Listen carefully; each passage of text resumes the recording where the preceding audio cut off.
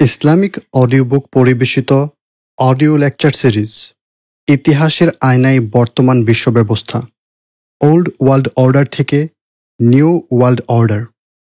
বইটি লিখেছেন হেদায়েতুল্লাহ মেহমান্দ এবং এই বইটির অনুবাদ করেছেন ইফতেখার সিফাত হাফিজাহুল্লাহ। বইটি প্রকাশিত হয়েছে রুহামা পাবলিকেশন থেকে।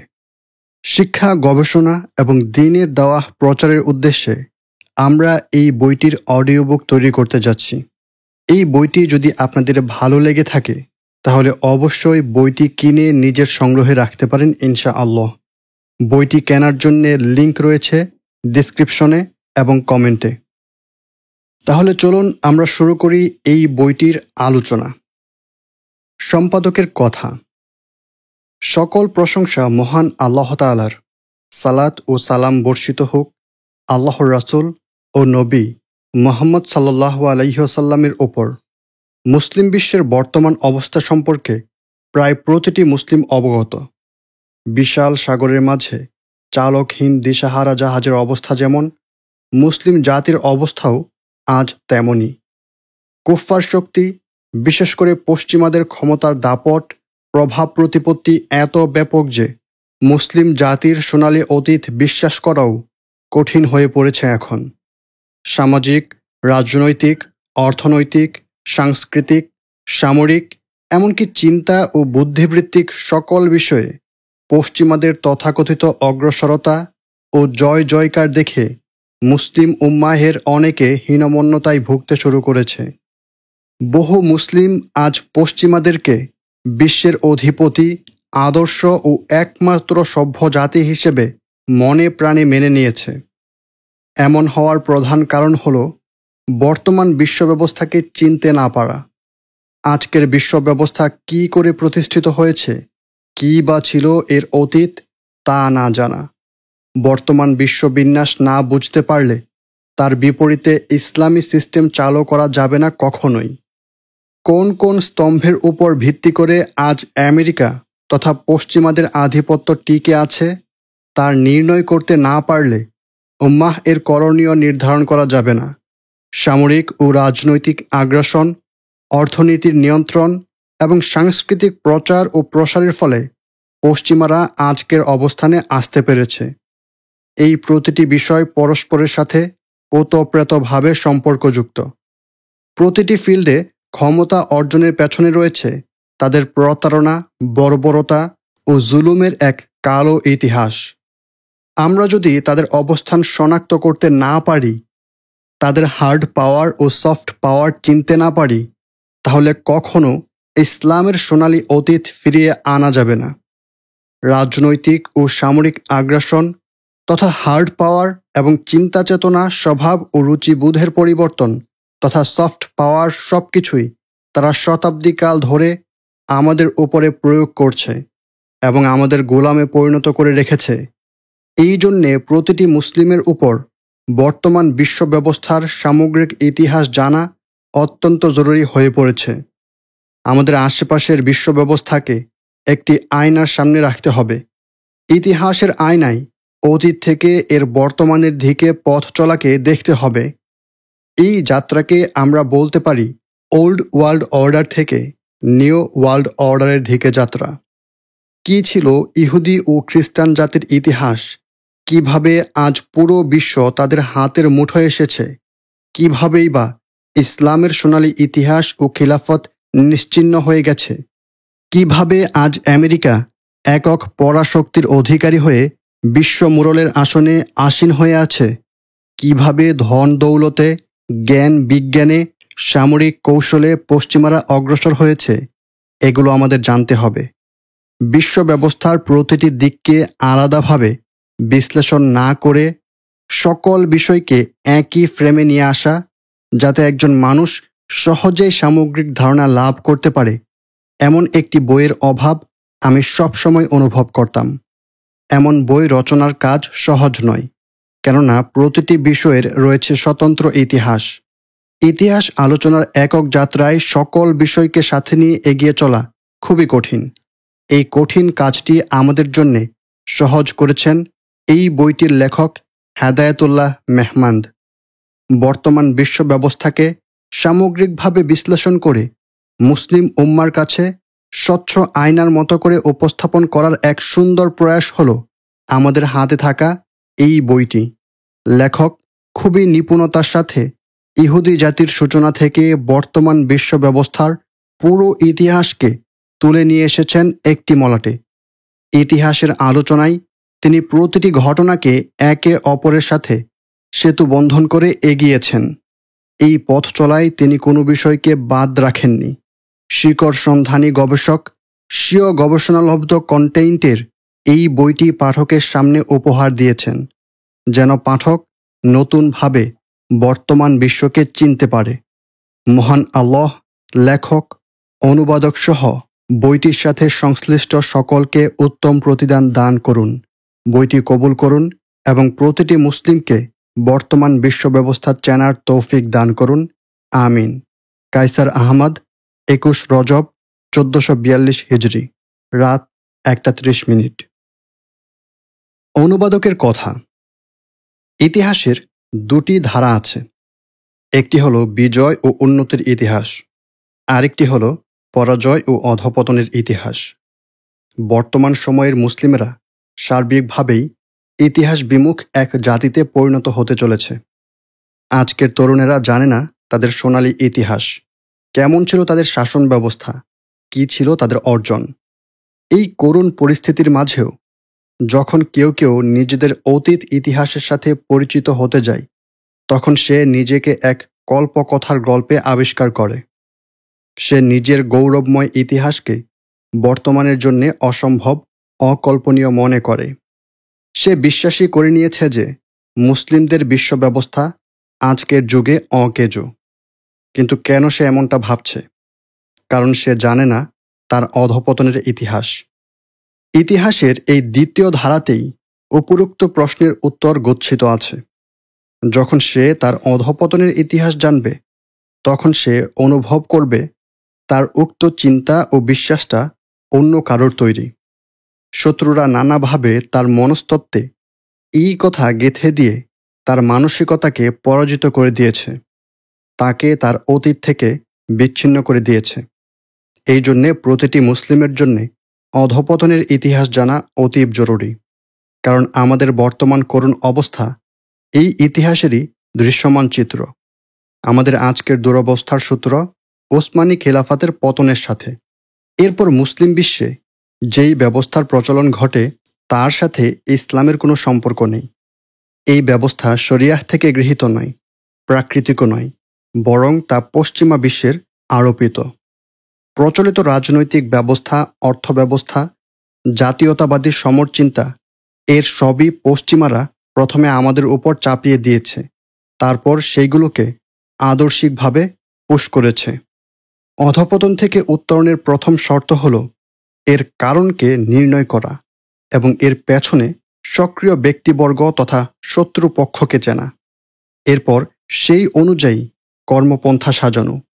যদি প্রথমেই ক্রিয়া ও কর্তাকে ভালোভাবে চিনে নেওয়া না যায়, তাহলে পরবর্তী প্রতিটি পদক্ষেপই ভুল হবে। তখন দেখা যাবে উত্তরণের পথ হিসেবে যেই পথে পা বাড়ানো হচ্ছে সেটা শত্রুরই আবিষ্কার এবং শত্রুরই কামনা। আর এভাবে আমরা গন্তব্যের দিকে এগিয়ে যাওয়ার পরিবর্তে আরও দূরে ছিটকে পড়ব। ফলে আমাদের জন্য আবশ্যক হল সার্বিকভাবে অধঃপতনের ইতিহাসকে জানা। বক্ষমান বইটি আমাদেরকে সেই ইতিহাসের সাথেই পরিচয় করিয়ে দেবে। ইহুদি খ্রিস্টান জাতির প্রাচীন ইতিহাস থেকে বর্তমান আধুনিক পাশ্চাত্য সভ্যতার শেকড়, ইসলামী খিলাফা ব্যবস্থার পতন, মুসলিম বিশ্বে ইউরোপের উপনিবেশ প্রতিষ্ঠা, ইসলামী মুদ্রা ব্যবস্থার বিলুপ্তি ও কাগুজে মুদ্রার প্রচলন, ব্যাংকিং ব্যবস্থার বিকাশ, জাতীয়তাবাদের সূচনা, গণতান্ত্রিক শাসন ব্যবস্থার প্রতিষ্ঠা, জাতীয়তাবাদী আইন শৃঙ্খলা বাহিনী গঠন, মোট কথা নিউ ওয়ার্ল্ড অর্ডার বাস্তবায়নের পুরো ঐতিহাসিক যাত্রা বইটিতে স্থান পেয়েছে। পাশাপাশি ইসলামী শাসন ব্যবস্থা ফিরিয়ে আনার জন্যে মুসলিমদের কর্মপ্রচেষ্টার ইতিহাসও সংক্ষিপ্তভাবে আলোচিত হয়েছে। মুহতারাম লেখক হেদায়েতুল্লাহ মেহমান হাফিজাহুল্লাহকে মহান আল্লাহ তাআলা উত্তম বদলা দান করুন। বইটি লেখকের বিস্তৃত অধ্যয়ন ও কঠোর সাধনার প্রমাণ বহন করেছে। প্রতিটি বিষয়ের বিস্তারিত ব্যাখ্যার পেছনে না পড়ে বহু দিক সম্বলিত অধঃপতন ও উত্তরণের ইতিহাসকে লেখক অবিচ্ছিন্নভাবে তুলে ধরেছেন। ছোট বড় প্রতিটি ঘটনার সাথে পরবর্তী ঘটনার যোগসূত্র তৈরি করে দিয়েছেন। বলা যায় কেবল উর্দু ভাষাতেই নয়, বরং আলোচিত বিষয়ে পুরো ইসলামী সাহিত্যের একটি শূন্যতা তিনি পূরণ করে দিয়েছেন। আলহামদুলিল্লাহ। মহান আল্লাহ তাআলা বইটির লেখক, অনুবাদক, সম্পাদক সহ সংশ্লিষ্ট সকলের প্রচেষ্টাকে কবুল করে নিন এবং উম্মাতকে এই বই থেকে ব্যাপকভাবে উপকৃত হওয়ার ব্যবস্থা করে দিন। বইটিকে উম্মার বিজয় ও উত্তরণের পথে মৌলিক ভূমিকা পালনকারী হিসেবে মঞ্জুর করে নিন। আমিন। পেশ আরজ। সকল প্রশংসা মহান আল্লাহ তাআলার জন্যে। দরুদ ও সালাম বর্ষিত হোক রাসূলুল্লাহ সাল্লাল্লাহু আলাইহি ওয়াসাল্লামের ওপর। পশ্চিমারা মুসলিম উম্মাহকে দ্বীন থেকে সরিয়ে নিজেদের গোলাম বানানোর জন্যে যে সমস্ত মাধ্যম ব্যবহার করেছে, তার মধ্যে একটি মৌলিক মাধ্যম ছিল উম্মাহকে তার আলোকোজ্জ্বল ও সোনালী অতীত থেকে বিচ্ছিন্ন করে ইসলামী ইতিহাসের একটি বিকৃত ছবি তাদের সামনে পেশ করা, যাতে মুসলিমেরা নিজেদের ইতিহাসকে ঘৃণার দৃষ্টিতে দেখতে থাকে। ফলে তারা নিজেদের পূর্বসূরীদের আলোচনা করতে লজ্জা পাবে এবং এমন নৌকার মতো হয়ে যাবে যার কোনো নোঙর থাকবে না। ফলে পশ্চিমারা তাদেরকে যেদিকে হাঁকিয়ে নেবে, তারাও কোনো বাধা ছাড়া সেই দিকেই চলতে শুরু করবে। এছাড়াও পশ্চিমারা আরেকটি বিষয়ে পূর্ণ গুরুত্ব দিয়েছে, তা হল তথ্যগত ছলচাতুরি ও বিচ্যুতি ঘটিয়ে নিজেদের আসল ইতিহাসের উপর পর্দা ফেলে দেয়া, যাতে তাদের ইতিহাসের ভয়ানক বাস্তবতাগুলো দুনিয়ার সামনে গোপন থাকে। তারা তাদের মূর্খতা, জুলুম, বর্বরতা ও ধ্বংসযজ্ঞের কাহিনী গোপন করে নিজেদেরকে দুনিয়ার সবচেয়ে সভ্য, বিজ্ঞানমনস্ক ও উন্নত জাতি হিসেবে উপস্থাপন করে এবং মানব সভ্যতার উপর নিজের সফলতার মিথ্যা ঢোল বাজায়। আফসোসের বিষয় হচ্ছে, মুসলিম বিশ্বকে সাম্রাজ্যবাদী শক্তিগুলো কবজা করে নেয়ার পর আমাদের শিক্ষা সিলেবাসে, অর্থাৎ স্কুল থেকে ইউনিভার্সিটি পর্যন্ত ইতিহাসের এই বিকৃত পাঠই পড়ানো হয়েছে এবং এখনও তা পড়ানো হচ্ছে, যার ফলস্বরূপ মুসলিমদের ঘরে আজ এমন নতুন প্রজন্ম তৈরি হচ্ছে যারা নিজেদের ইতিহাস, নিজেদের পূর্বসূরি, নিজেদের অতীত, এমনকি নিজেদের দ্বীনের মৌলিক বিষয়গুলোর ব্যাপারেও অজ্ঞ রয়ে গেছে। আর নিজেদের ব্যাপারে যদি কিছু জানা থাকে, তাহলে সেইগুলোও সেই ভুল তথ্যের ভিত্তিতে যা তাদেরকে শিখিয়ে দেয়া হয়েছে। অপরদিকে এই নতুন প্রজন্মকে পশ্চিমাদের ইতিহাস, বিশ্বাস ও চিন্তাধারা, মতাদর্শ ও ভবিষ্যতের ব্যাপারে এমন সব চমৎকার অবাস্তব বুলি মুখস্থ করিয়ে দেয়া হয়, যাতে সে পশ্চিম থেকে আসা সকল সংস্কৃতি ও দৃষ্টিভঙ্গিকে সমালোচনার ঊর্ধ্বে, ভুল থেকে মুক্ত ও শুরু শেষ পর্যন্ত অবশ্য অনুকরণীয় মনে করতে থাকে। ফলে সমাজের অবস্থা এমন হয়ে গেছে, যেখানে আল্লাহ তাআলার অকাট্য বিধান পরিবর্তনকারীকে কোনো দোষারোপ করা হয় না, অথচ যখনই গণতন্ত্র, জাতীয়তাবাদ, স্থানীয় সরকার ও প্রশাসন, জাতিসংঘের সংবিধান বা মানব অধিকারের দৃষ্টিভঙ্গির উপর কোনো প্রশ্ন উঠানো হয়, তখন সবাই তার বিরোধিতা করতে থাকে এবং তার অজ্ঞতার উপর আফসোস করতে শুরু করে। তাই আজ আবার এই বিকৃত ইতিহাসের জায়গায় উম্মার সামনে তাদের ও পশ্চিমাদের আসল ইতিহাস গোছানো ও সহজভাবে পেশ করা আবশ্যক হয়ে পড়েছে, যাতে ইতিহাস সঠিকভাবে বোঝার মাধ্যমে ভুলগুলো শুধরে যায়, ভ্রান্ত ধারণা দূর হয়ে যায় এবং বাস্তবতা স্পষ্ট হয়ে যায়। এই বইটি সেই ধারাবাহিকতারই একটি প্রচেষ্টা মাত্র। আল্লাহ তাআলা আমাদের মোহতারাম মুজাহিদ ভাই হেদায়েতুল্লাহ মেহমান সাহেবকে উত্তম প্রতিদান দান করুন, কারণ তিনি এই বিষয়ে কলম ধরেছেন। ইতিহাসের বিস্তৃত ও গভীর জ্ঞান থাকার কারণে এই বিষয়ে কলম ধরার জন্যে তিনি উপযুক্ত ছিলেন। এই কিতাবে তিনি অনেক সহজভাবে মুসলিম এবং তাদের মূল শত্রুর ইতিহাস বর্ণনা করেছেন। অনেক লম্বা আলোচনাকে অনেক সংক্ষিপ্ত তবে সামগ্রিক ধাঁচে তুলে ধরেছেন। আলহামদুলিল্লাহ। মুহতারাম লেখক কোনো প্রকার বাকপটুতা ও কপটতা এবং ইতিহাসের বাস্তবতাগুলোকে হ্রাস বা বৃদ্ধি ব্যতীত যেটা যেভাবে আছে সেভাবেই বর্ণনা করার চেষ্টা করেছেন। এই স্পষ্টতা ও সহজতা ওনার লেখার সৌন্দর্য আরও বৃদ্ধি করেছে। কিতাবটি তার স্বাভাবিক গতিতে পাঠককে নিজের সাথে নিয়ে এগিয়ে যাবে এবং অনেক সহজভাবে ইতিহাসের অনেক গুরুত্বপূর্ণ পাঠ তার মস্তিষ্কে বসিয়ে দেবে।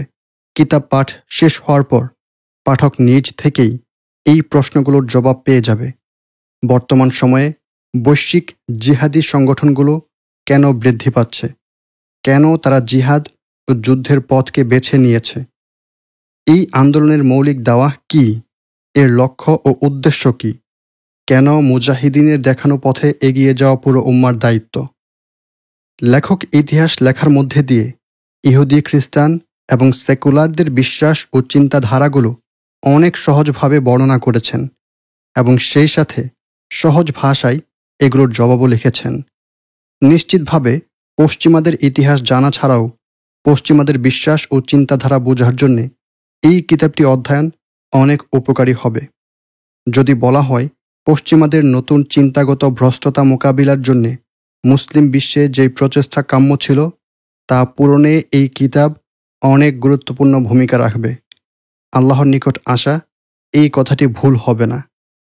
আমরা আল্লাহ তাআলার কাছে দোয়া করি তিনি যাতে লেখকের ইলম, বয়স ও বুঝের মধ্যে আরও বারাকা দেন এবং তার এই কিতাবকে জিহাদি আন্দোলন ও পুরো মুসলিম উম্মার জন্যে উপকারী করেন, হিদায়াতের পথে টিকে থাকার মাধ্যম বানিয়ে দেন এবং এই কিতাবকে লেখকের মাগফিরাতের ওসিলা বানিয়ে দেন। আমিন। ভূমিকা: বর্তমান সময়ের জিহাদের চিন্তাধারার ভিত্তি।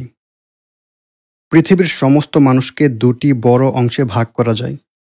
প্রথম প্রকার হচ্ছে যারা আল্লাহ তাআলার অস্তিত্বের উপর কোনো না কোনোভাবে বিশ্বাস রাখে এবং তার কাছে প্রতিদানের আশা রাখে। এই ধরনের মানুষদের তিনটি বড় শাখা রয়েছে: মুসলিম, ইহুদি ও খ্রিস্টান। এছাড়া সেই সমস্ত মুশরিকও এই প্রকারের অন্তর্ভুক্ত যারা আল্লাহ তাআলার উপর বিশ্বাস রাখে কিন্তু নিজেদের দেবদেবীকে আল্লাহ তাআলার নৈকট্য লাভের মাধ্যম মনে করে।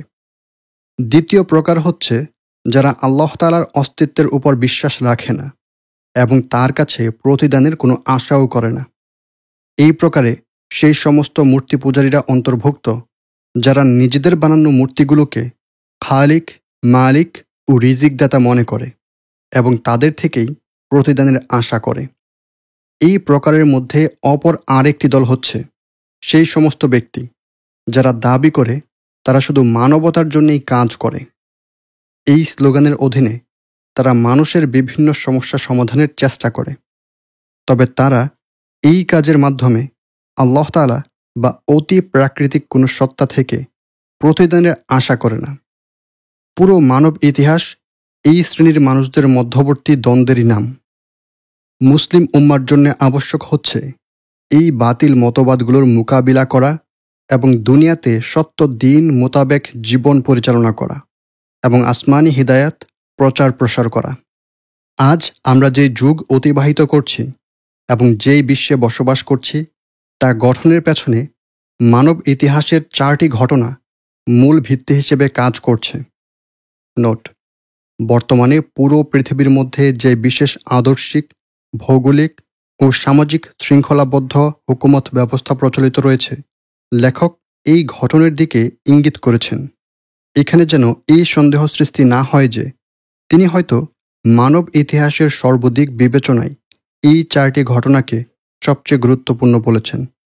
ইতিহাসে শুধু একটি ঘটনা এমন রয়েছে যা ব্যক্তি, সমাজ, রাষ্ট্র, রাজনীতি সহ দুনিয়ার সব শৃঙ্খলা ও ব্যবস্থার উপর প্রভাব ফেলেছে এবং শুধু প্রভাব ফেলেই ক্ষান্ত হয়নি, বরং সেগুলোকে আসমানি হিদায়াত অনুযায়ী পরিশুদ্ধ করেছে। আর সেই মহান ঘটনা হল মুহাম্মদ সাল্লাল্লাহু আলাইহি ওয়াসাল্লামের নবুয়ত। নোট শেষ হচ্ছে। সেই ঘটনাগুলো হল: প্রথম ঘটনা, খ্রিস্টপূর্ব 300 সালে গ্রিক দর্শনের উৎপত্তি। দ্বিতীয় ঘটনা, খ্রিস্টাব্দ প্রথম শতাব্দীতে ইহুদিদের পক্ষ থেকে ঈসা আলাইহিসসালামকে হত্যার চেষ্টা ও তাকে আসমানে উঠিয়ে নেয়া। তৃতীয় ঘটনা, ওসমান রাদিয়াল্লাহু আনহু এর শাহাদাত। যা উম্মাতের মধ্যে ফিতনা প্রবেশের দরজা হিসেবে গণ্য হয়। নোট: এখানে একটি মৌলিক বিষয় জেনে রাখা উচিত। উসমান রাদিয়াল্লাহু আনহুর শাহাদাতের পর সাহাবাই কিরামের মধ্যে বিভিন্ন ঘটনা সংঘটিত হয়েছে। অধিকাংশ সালাফ আলিমগণ এইগুলোকে আল্লাহ তাআলার প্রতি সুপর্দ করে দিয়েছেন, কারণ তারা সকল সাহাবাই কিরামের ব্যাপারে এই বিশ্বাস রাখতেন যে কোনো সন্দেহ ছাড়া আল্লাহ তাআলা তাদের সকলের উপর সন্তুষ্ট এবং তারা ইজতিহাদ করেছেন, যার ফলে তারা উত্তম প্রতিদান লাভ করবেন। আমরা সাহাবীদের ব্যাপারে এই বিশ্বাস রাখি এবং তাদেরকে এই সবের কারণে দোষারোপ করি না, বরং আল্লাহ তাআলার কাছে পুরস্কারপ্রাপ্ত মনে করি। এখানে লেখক উসমান রাদিয়াল্লাহু আনহুর ঘটনা উল্লেখ করে সেই ফিতনাগুলোর দিকে ইঙ্গিত করেছেন যা এই ঘটনার পর জন্ম নিয়েছে এবং সেগুলো আকীদা ও রাজনীতির অধ্যায়ে কী প্রভাব ফেলেছে। এখানে সাহাবাই কিরামকে নিয়ে কোনো আলোচনা করেননি, তাই এই ক্ষেত্রে শ্রোতাবৃন্দের নিকট অনুরোধ, তারাও যেন সাহাবীদের পারস্পরিক দ্বন্দ্বের অধ্যায়ে কোনো প্রাচ্যবিদ বা তাদের দ্বারা প্রভাবিত কোনো ব্যক্তির আলোচনা ও তাদের বর্ণিত ইতিহাসের দিকে কোনোভাবেই দৃষ্টি না দেয়, কেননা এগুলোর কোনো গ্রহণযোগ্যতা নেই, এবং বিশেষ করে যখন এই অধ্যায়ের ভিত্তি শিয়া রাফেদিদের মন ঘোরা কাহিনী। নোট শেষ হচ্ছে। চতুর্থ ঘটনা: 1889 খ্রিস্টাব্দের ফরাসি বিপ্লব, যার পর থেকে পুরো ইউরোপ গির্জার প্রতিষ্ঠিত আল্লাহর শাসন ও মানুষের শাসনের ব্যবস্থাকে সম্পূর্ণরূপে অস্বীকার করে তার স্থানে ধর্মহীনতার বিশ্বাসকে গ্রহণ করে নিয়েছিল। প্রথম ঘটনা: খ্রিস্টপূর্ব 300 সালে গ্রিক দর্শনের উৎপত্তি। ঈসা আলাইহিসসালামের জন্মের 300 সাল পূর্বে ইউরোপের ইউনান বা গ্রিক অঞ্চলে এমন একটি মতাদর্শ প্রচারিত হয় যা ইলমে ওয়াহি ও মানুষের বুদ্ধির মাঝে দ্বন্দ্ব সৃষ্টি করে। আল্লাহ তাআলার ভাবনা ও ইলমে ওয়াহির দিক নির্দেশনা ব্যতীত শুধু মানুষের বুদ্ধি অনুযায়ী জীবন পরিচালনার আন্দোলন শুরু করে। এই আন্দোলন অনেক প্রসিদ্ধ দার্শনিক জন্ম দেয়, যাদের মধ্যে অ্যারিস্টটল ও প্লেটো অনেক প্রসিদ্ধি পেয়েছে। সেখানে এমন সব আলোচনা ও কার্যক্রম শুরু হয় যেখানে মানুষ ইলমে ওয়াহি থেকে বিচ্যুত হয়ে তাদের নিজেদের সমস্যার সমাধান শুধুই বুদ্ধি দ্বারা করা শুরু করে। এই দার্শনিকদের বিশ্বাসগুলো ছিল আসমানি কিতাবগুলোর আকীদার সাথে সাংঘর্ষিক, বিশেষ করে তাকদীরের আকীদার বিপরীত।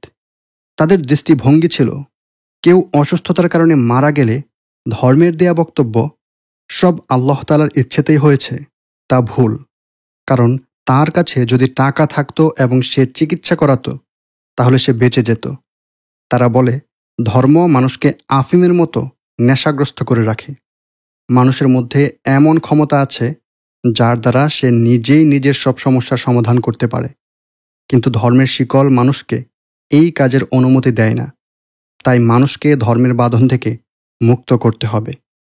মোট কথা, এই সমস্ত দার্শনিক প্রকাশ্যে আসমানি ধর্মের বিরোধিতা শুরু করে, যার ফলে মানুষ নিজেদের সমস্যাগুলো সমাধানে আল্লাহ প্রদত্ত শিক্ষার বিপরীতে নতুন শিক্ষা ও দর্শন গ্রহণ করতে শুরু করে। তারা ধর্মের বিরুদ্ধে বিষ ঢালা শুরু করে এবং মানুষকে আল্লাহ তাআলার সন্তুষ্টি অর্জনের জন্য আমল করার দিকে উদ্বুদ্ধ করার পরিবর্তে মন গড়া পথে পরিচালিত করতে থাকে। আর এখান থেকেই মানুষের সব সমস্যা শুধু বুদ্ধি দ্বারা সমাধানের এক নতুন চিন্তাধারা ও দর্শনের জন্ম নেয়। শুরুতে এই দার্শনিকদের গুমরাহ মতাদর্শ কোনো সমাজে স্থান পায়নি, তাই তা ইহুদি সমাজ হোক বা হিন্দু সমাজ, বরং তাদেরকে ধর্মহীন ও ধর্মবিরোধী আখ্যা দিয়ে খুব কঠোরতার সাথে দমিয়ে রাখা হয়। খলিফা মামুনুর রশিদের দারুল হুকুমাত যখন গ্রিক দর্শনের বইগুলো আরবিতে অনুবাদ করানো শুরু করে, তখন মুসলিম উম্মার মধ্যে এই সমস্ত দর্শনের প্রচার শুরু হয়। এই অনুবাদগুলোর মাধ্যমেই মুসলিম উম্মার মধ্যে মুতাজিলা ফিতনার উৎপত্তি হয়। শুধু মানুষের বুদ্ধির উপর নির্ভর করে আকাইদ ও ইলমে কালামের নতুন নতুন আলোচনা সামনে আসতে শুরু করে, যা উম্মাতের মধ্যে নতুন সব ফিতনার দরজা খুলে দিতে থাকে। হকপন্থী আলিমগণ এই সমস্ত ফিতনা খুব ভালোভাবে মোকাবিলা করেন এবং দলিলের মাধ্যমে এগুলো বাতিল হওয়ার বিষয়টি স্পষ্ট করে দেন। কিন্তু অপরদিকে কয়েক যুগ পর পশ্চিমা খ্রিস্টানদের মাঝে এই সমস্ত ভ্রান্ত চিন্তাধারা ব্যাপকভাবে ছড়িয়ে পড়তে থাকে। ফরাসি বিপ্লব ছিল এই সমস্ত চিন্তারই ফসল। আজ এই ধর্মহীনতার দর্শনই পুরো দুনিয়াতে রাজত্ব করে বেড়াচ্ছে। দ্বিতীয় ঘটনা, ঈসা আলাইহিসসালামকে হত্যার ষড়যন্ত্র ও আসমানে উঠিয়ে নেয়া। গ্রিক দার্শনিকদের সম্পর্ক সেই সব দলের মানুষদের সাথে ছিল যারা আল্লাহ তাআলা থেকে কোনো প্রতিদানের আশা করত না, কিন্তু যারা আল্লাহ তাআলা থেকে প্রতিদানের আশা রেখে আমল করত, তাদের চিন্তা চেতনা নষ্ট হওয়া শুরু হয় বনি ইসরাইলের মাধ্যমে, যারা ঈসা আলাইহিসসালামকে মিথ্যা প্রতিপন্ন করে এবং হত্যার ষড়যন্ত্র করে, যার ফলে তাকে আসমানে উঠিয়ে নেওয়া হয়। আল্লাহ তাআলা ঈসা আলাইহিসসালামকে হত্যার ব্যাপারে ইহুদিদের চক্রান্তকে ব্যর্থ করে দেন। ইয়াকুব আলাইহিসসালাম থেকে ঈসা আলাইহিসসালাম পর্যন্ত আল্লাহ তাআলা সত্য দ্বীনের প্রচারের জন্যে বনি ইসরায়েলকে নির্বাচন করেছিলেন। তাদেরকে হিদায়াতের দিকে নিয়ে আসার জন্যে ধারাবাহিকভাবে নবীগণকে প্রেরণ করেছেন। ঈসা আলাইহিসসালাম ছিলেন এই ধারাবাহিকতারই সর্বশেষ ইসরায়েলি নবী। বনি ইসরায়েলের অধিকাংশই কঠিন গুমরাহিতে লিপ্ত হয়ে গিয়েছিল। তারা প্রথমে ইয়াহইয়া আলাইহিসসালামকে শহীদ করে, তারপর তার পিতা জাকারিয়া আলাইহিসসালামকে শহীদ করে। তাদের সর্বশেষ লক্ষ্য ছিল ঈসা আলাইহিসসালামকে শহীদ করা। ঈসা আলাইহিসসালামকে রাস্তা থেকে সরানোর জন্যে বনি ইসরায়েলের উলামায়ে সূরা রোমান বাদশাহের কাছে তাকে শুলিতে চড়ানোর দাবি পেশ করে। রোমানরা যখন ঈসা আলাইহিসসালামকে শুলিতে চড়ানোর ফয়সালা করে, তখন আল্লাহ তাআলা ঈসা আলাইহিসসালামকে জীবিত অবস্থায় আসমানে উঠিয়ে নেন। কিন্তু ইহুদিরা ভাবতে থাকে ঈসা আলাইহিসসালামকে হত্যা করে ফেলা হয়েছে, কারণ আল্লাহ তাআলার পক্ষ থেকে তাদেরকে সন্দেহের মধ্যে ফেলে দেয়া হয় এবং পরবর্তীকালে খ্রিস্টানেরাও সন্দেহের মধ্যে নিপতিত হয়। নোট: আল্লাহ তাআলা বলেন, আর তাদের এই কথা বলার কারণে যে আমরা মারিয়াম পুত্র ঈসা মাসিহকে হত্যা করেছি, যিনি ছিলেন আল্লাহর রাসূল, অথচ তারা না তাকে হত্যা করেছে আর না শুলিতে চড়িয়েছে, বরং তারা এইরূপ ধাঁধায় পতিত হয়েছিল। বস্তুত তারা এই ব্যাপারে নানান রকম কথা বলে। তারা এই ক্ষেত্রে সন্দেহের মাঝে পড়ে আছে। শুধু অনুমান করা ছাড়া তারা এই বিষয়ে কোনো খবরই রাখে না। আর নিশ্চয় তাকে হত্যা করা হয়নি, বরং তাকে উঠিয়ে নিয়েছেন আল্লাহ তাআলা নিজের কাছে। আর আল্লাহ হচ্ছেন মহাপরাক্রমশালী প্রজ্ঞাময়। সূরা আন-নিসা আয়াত 157 থেকে 158। নোট শেষ হচ্ছে। এই ঘটনার ফলে বনি ইসরাইল, যারা এতদিন পর্যন্ত সত্য দ্বীনের ধারক ও প্রচারক হিসেবে আল্লাহ তাআলার বাছাইকৃত জাতি ও বাইতুল মুকাদ্দাসের উত্তরাধিকারী ছিল, তারা কাফির এবং আল্লাহ তাআলার ক্রোধপ্রাপ্ত জাতিতে পরিণত হয়। অতঃপর এই দ্বীন প্রচারের দায়িত্ব ঈসা আলাইহিসসালামের 12 জন সহকারীর উপর অর্পিত হয়, যারা দ্বীন প্রসারের কাজ শুরু করে।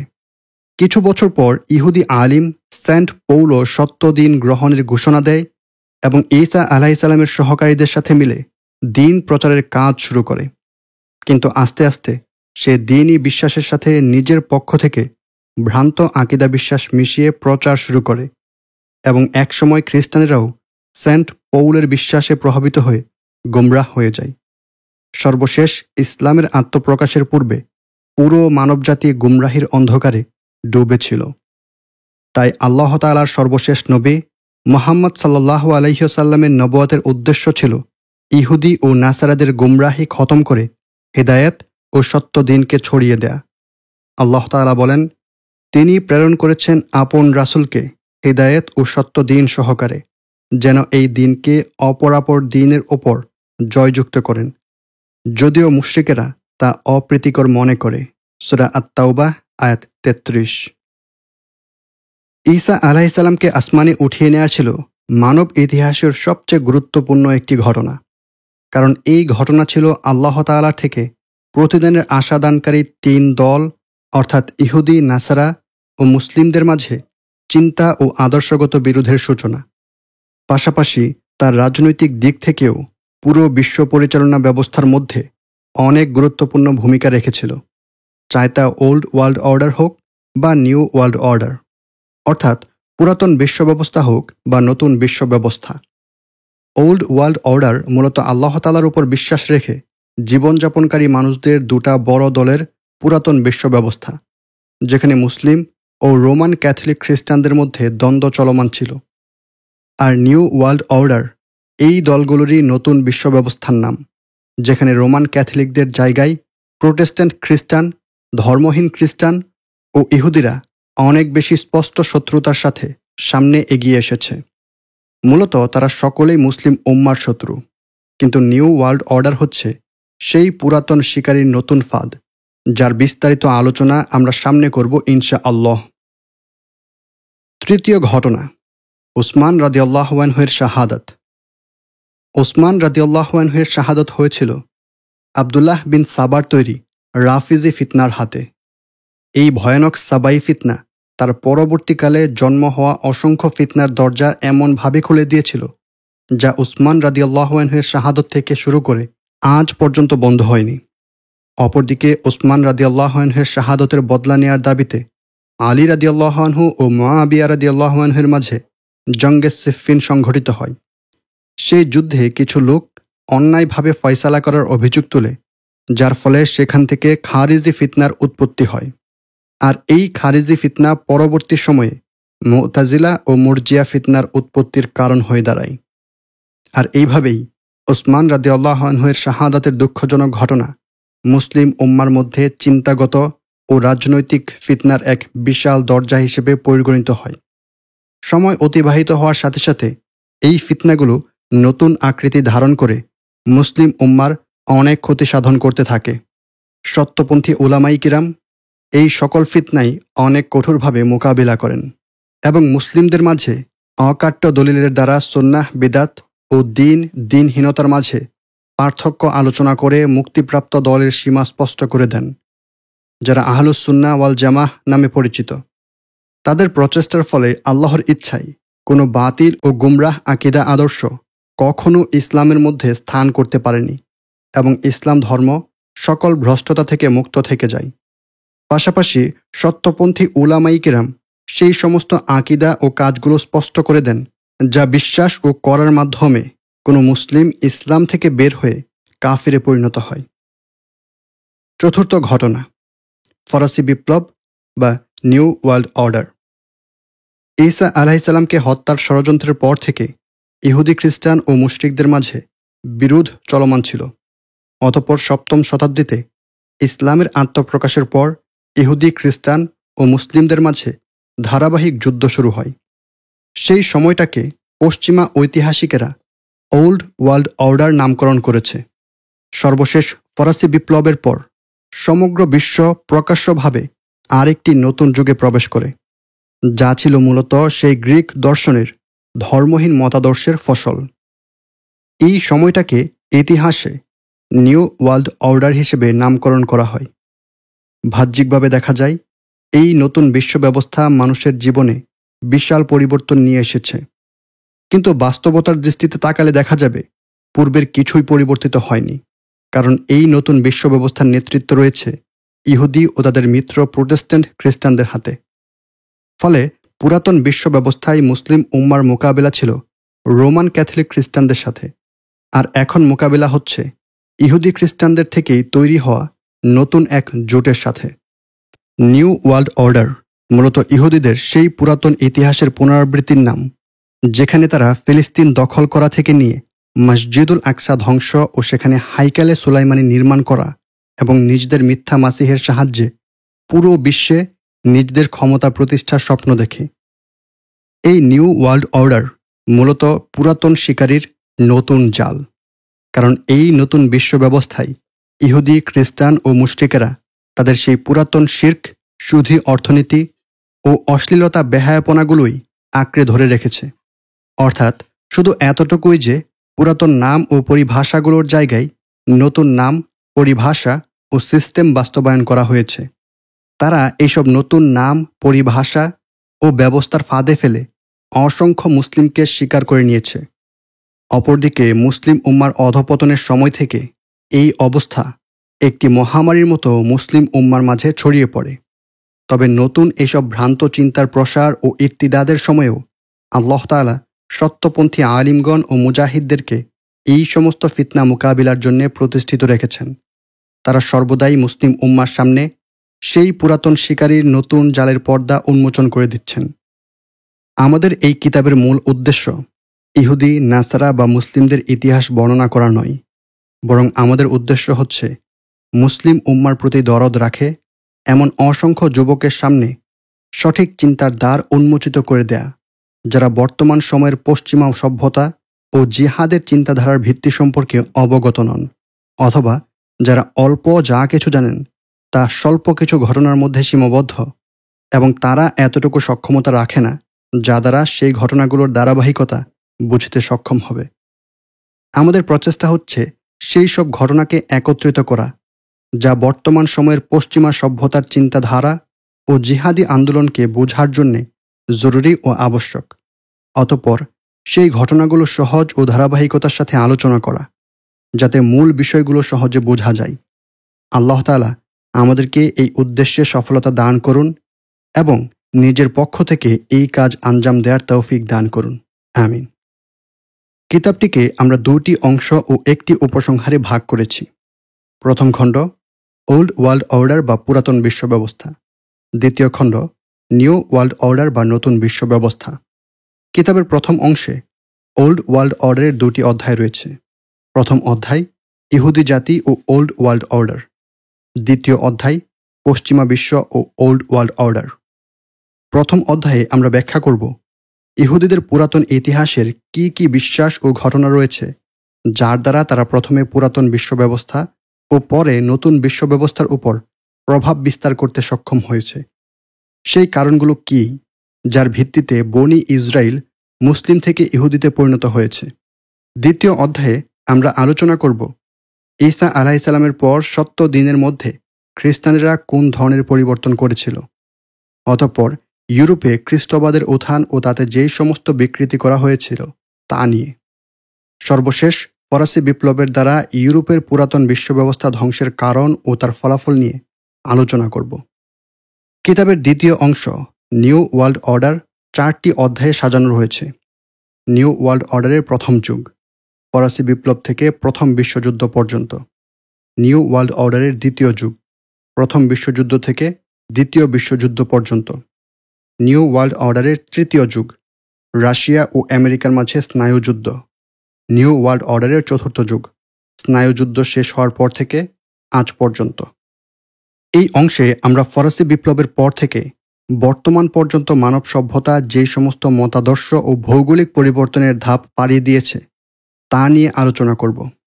এখানে যেসব প্রশ্নের উত্তর জানার চেষ্টা করব, নিউ ওয়ার্ল্ড অর্ডার অর্থাৎ নতুন বিশ্ব ব্যবস্থা যা বর্তমানে অনেক আলোচিত হচ্ছে, এটা মূলত কি, এর চিন্তাগত ভিত্তি কি, এটা কিভাবে বাস্তবায়িত হয়েছে, তার উদ্দেশ্য কি, ওল্ড ওয়ার্ল্ড অর্ডার থেকে নিউ ওয়ার্ল্ড অর্ডারের মধ্যে কী ধরনের পরিবর্তন হয়েছে, নিউ ওয়ার্ল্ড অর্ডারকে গ্রহণের ফলে মুসলিমদের কি ক্ষতি হয়েছে, নিউ ওয়ার্ল্ড অর্ডার মুসলিম উম্মাহকে কোন দিকে নিয়ে যাচ্ছে। উপসংহারের মধ্যে পুরো ইতিহাস মন্থর করে নতুন বিশ্ব ব্যবস্থার যত ভুলভ্রান্তি রয়েছে তা স্পষ্ট করা হবে এবং বর্তমান আধুনিক শক্তিগুলোর সাথে পরিচয় করে দেওয়া হবে। অতঃপর সর্বশেষ এই পুরো দৃশ্য দেখানোর পর মুসলিম উম্মার সামনে এই সমস্যার সমাধান পেশ করা হবে, যেখানে এমন সব কার্যক্রম নির্ধারণ করব যেগুলো ইহুদি ও খ্রিস্টানদের পরিচালিত বিশ্ব ব্যবস্থাকে পরাজিত করা, উম্মাহকে স্বাধীন করা ও খিলাফাহ আলা মিনহাজিন নাবুয়াহ ফিরিয়ে আনার জন্যে জরুরি ও আবশ্যক। এই কিতাবের সর্বপ্রথম উদ্দেশ্য হচ্ছে মুসলিম বিশ্বের বিভিন্ন অঞ্চলে মুজাহিদগণ, বিশেষ করে খোরাসানের মুজাহিদগণ, যাতে তারা বর্তমান দুনিয়ার ব্যাপারে ভালোভাবে জানতে পারে এবং নিজেদের শত্রুর বাস্তবতা ও তাদের কূটচাল পূর্ণভাবে বুঝতে পারে এবং এর ফলে বর্তমান সময়ের চলমান জিহাদি আন্দোলন সঠিক পথে পরিচালিত হয়। এই পথের উদ্দেশ্যগুলো যেন সর্বদা তাদের চোখের সামনে থাকে এবং আমাদের লক্ষ্য নির্দিষ্ট ও জানা থাকে। আল্লাহ তাআলা সকল মুজাহিদদের রক্ষাকারী ও সাহায্যকারী। আমিন। অতঃপর এই কিতাব লেখা হয়েছে সমগ্র মুসলিম উম্মাহ ও তাদের নেতৃত্বস্থানীয় ব্যক্তিদের উদ্দেশ্যে, যেখানে তাদের সামনে বর্তমান সময়ের ঘটনাগুলোর সঠিক বিশ্লেষণ ও সমাধান পেশ করার চেষ্টা করা হয়েছে। কারণ সন্দেহাতীতভাবে সকল চিন্তাশীল মুসলিম জানে ইহুদিদের গোলাম মিডিয়াগুলো বিশ্বের বাস্তব চিত্র আমাদের সামনে গোপন করে রাখে। এর পেছনে তাদের মূল উদ্দেশ্য হচ্ছে মুসলিমরা যাতে বাস্তবতা থেকে দূরে সন্দেহ ও সংশয়ে ঘুরপাক খেতে থাকে, ফলে মুসলিম উম্মাহ যেন এক জাতি হিসেবে কোথাও জেগে না ওঠে এবং তাদের মোকাবেলায় দাঁড়িয়ে না যায়, এবং সেই খিলাফাহ পুনরায় প্রতিষ্ঠিত না হয় যা সহস্র বছর ধরে দুনিয়াকে পরাশক্তি হিসেবে শাসন করেছে। আমরা আমাদের প্রিয় মুসলিম উম্মার সামনে এই কথা স্পষ্ট করতে চাই যে এই যুদ্ধ শুধু মুজাহিদ দলের বিরুদ্ধেই যুদ্ধ নয়, এবং দুশমনেরা শুধু কিছু মুসলিম যুবকের বিরুদ্ধে লড়াই করছে না, বরং এই যুদ্ধে খ্রিস্টান, ইহুদি ও মুশরিকদের সম্মিলিত জোট সমস্ত মুসলিম ও মুসলিম উম্মার বিরুদ্ধে লড়াই করছে, যাদের মূল লক্ষ্য ইসলামকে ধ্বংস করা। তাই তাদেরকে মোকাবিলা করার দায়িত্ব শুধু কিছু মুজাহিদ যুবকের নয়, বরং এই পুরো উম্মাহ এক জাতি হিসেবে ময়দানে নেমে আসা আবশ্যক। এখন সময় যুদ্ধের ময়দানগুলোতে উপস্থিত নিজেদের সন্তানদেরকে সাহায্য করা এবং যুদ্ধ ছাড়া অন্যান্য ক্ষেত্রেও নিজেরা সামনে অগ্রসর হয়ে দুশমনের মোকাবিলা করা। সুতরাং এই কিতাব মুসলিম উম্মার জন্যে আন্দোলনে নেমে আসার আহ্বান। আল্লাহ তাআলা আমাদের এই প্রচেষ্টাকে কবুল করুন এবং মুসলিম উম্মার উত্থানের কারণ হিসেবে গ্রহণ করে নিন। আমিন। আলহামদুলিল্লাহ, এরই মাধ্যমে আমরা শেষ করছি আজকের পর্বটি। পরবর্তী পর্বে আমরা আলোচনা করব প্রথম খণ্ডের ওল্ড ওয়ার্ল্ড অর্ডার থেকে আলোচনা। ধন্যবাদ, জাযাকাল্লাহু খাইরান। আমরা আশা করব আপনারা আমাদের channel Islamic audio book subscribe করবেন এবং বেল বাটন চেপে রাখবেন পরবর্তী সকল ভিডিও নোটিফিকেশন পাওয়ার জন্য। يا ربي إني أسألك